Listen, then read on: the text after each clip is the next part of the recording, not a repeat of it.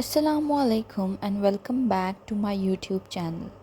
So, I will teach you a very important topic today that is called the mitosis. Okay, so you ever seen आप देखते हैं कि कोई भी अगर इंसान है that is it got injured, ठीक है, वो injured हो जाता है and after a few days उसकी इंजरी हील स्टार्ट कर देती है, ठीक है। या फिर आप देखते हैं कोई भी छोटा बच्चा है, ठीक है, और वो टाइम के साथ उसकी बॉडी ग्रो कर रही है, ठीक है।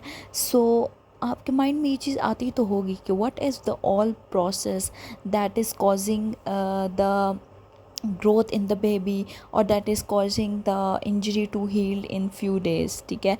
तो that is basically mitosis, ठीक है। तो ये एक ऐसी सेल डिवीज़न है जिसमें कोई भी एक सेल को हम लेते हैं ना, ठीक है, और वो आगे से डिवाइड करता है उसके डॉटर सेल्स में। तो उसके डॉटर सेल्स में उतने ही नंबर ऑफ क्रोमोसोम्स होंगे जितने के उसके खुद में थे। That is basically the mitosis, ठीक है। अब ह्यूमन बॉडी की हम लोग बात कर लेते हैं। ह्यूमन बॉडी में ये हर जगह प्रोसेस हो रहा होता है, ठीक है। और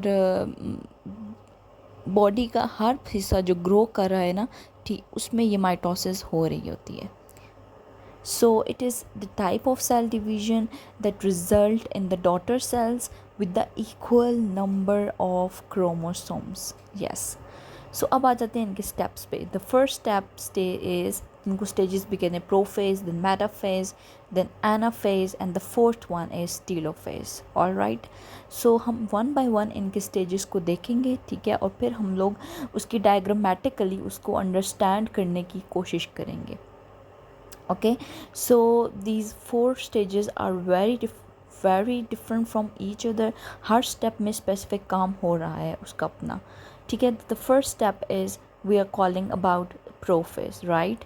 प्रोफेज में क्या होता है कि कोई भी एक सेल है ना, ठीक है, उसमें जो न्यूक्लियर मटेरियल है ना, इट स्टार्ट्स विजिबल, वो विजिबल स्टार्ट होना शुरू हो जाता है, ठीक है। न्यूक्लियर मटेरियल अपनी विजिबल बिल्कुल सेंट्रल पोजीशन में वो न्यूक्लियर एनवेलप बनना स्टार्ट हो जाता है।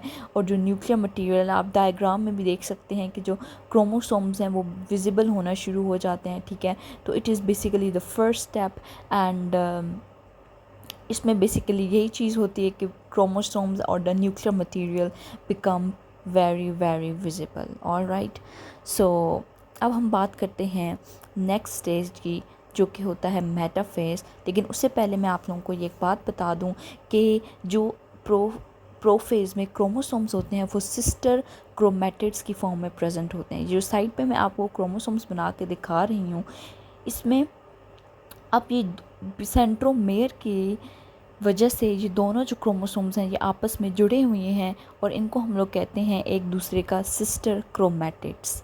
Alright, so they are basically the sister chromatids of each other and they are attached together by means of centromere. All right, okay, the next step is metaphase. So metaphase से हम लोग ये चीज़ भी याद रख सकते हैं कि मेटाफेज जो होता है that is basically the stage जिसमें जो क्रोमोसोम्स होते हैं वो मिड में आ जाते हैं, ठीक है। मेटा मीन्स मिड, आप इस तरह से भी इसको याद रख सकते हैं। It's easy to understand. Alright, ये जो क्रोमोसोम्स हैं ये बिल्कुल सेंटर में आ जाते हैं, ठीक है, और एक मेटाफेज प्लेट बना देते हैं। क्रोमोसोम्स जब सेंटर में आएंगे तो उसको हम लोग क्या कहेंगे कि मेटाफेज प्लेट बन गई है। तो मेटाफेज में बेसिकली इतनी सी बात होती है, ये आपने याद रखना है, ठीक है, कि जो क्रोमोसोम्स होंगे वो बिल्कुल सेंटर में अलाइन हो जाएंगे और उसको हम लोग क्या बना देंगे, मेटाफेज प्लेट। ऑलराइट, एनाफेज की अगर हम लोग बात करें तो एनाफेज में जो क्रोमोसोम्स होते हैं, ठीक है, वो एक स्ट्रक्चर होता है that is I am forming that is called as the mitotic spindles. Okay, ये देख सकते हैं आप, क्रोमोसोम एक जो क्रोमोसोम है वो एक के साथ अटैच हो जाएगा, जो उसका ही सिस्टर क्रोमेटिड है वो उसके ऑपोजिट पोल के साथ अटैच हो जाएगी और इस तरह से वो जो स्पिंडल हैं वो उसको ऑपोजिट पोल्स की तरफ अट्रैक्ट करना शुरू हो जाएंगे। उनके बीच में जो सेंट्रोमेयर होगा वो बिल्कुल अलहदा हो जाएगा and the chromosomes are separate from each other by means of mitotic spindle. That's it, कोई कन्फ्यूजन की बात नहीं है, ठीक है। एनाफेज में जस्ट ये होता है। The last but not least, ठीक है, last but not least is the telophase stage. Alright, हम लोग जब बात करते हैं ना एनाफेज की, तो उसमें जो सेल्स होते हैं वो कर्व बनना स्टार्ट हो जाता है, ठीक है। और वो कर्व बनते बनते वो किस लिए बन रहा होता है, बिकॉज दो सेल्स में उसने टूटना होता है, दो सेल्स में इसने अलहदा होना होता है, ऑलराइट।